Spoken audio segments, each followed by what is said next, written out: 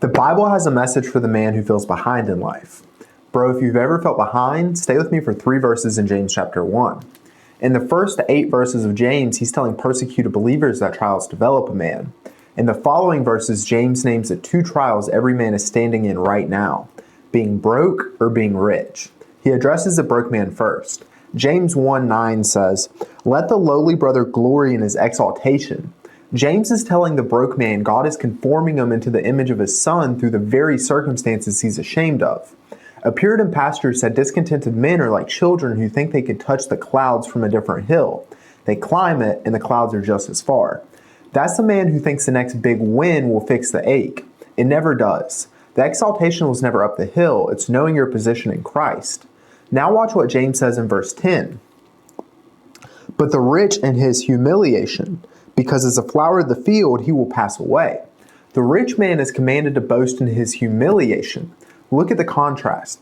James tells the poor man to boast in his exaltation, essentially saying boast in your difficult circumstances, yet tells the rich man to boast in his humiliation, to remind himself he is like the grass.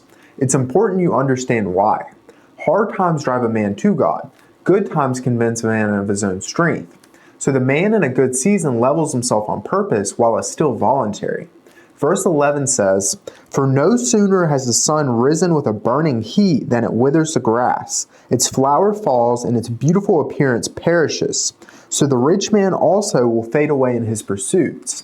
That phrase, fade away, is the Greek marinino, the word for a flower drying up. James picks this word on purpose. Nobody notices grass withering until it's already brown. Look at the last 3 words. In his pursuits. You don't fade at the finish line, you will wither mid-pursuit. I know this all too well. Fading in my pursuit of business is what drove me to the brink of bankruptcy at 19 and eventually to Christ. So here's the whole passage. God lifts the low man and lowers the high man until both have the same thing at the top of their mind, Him. So name which man you are in this season.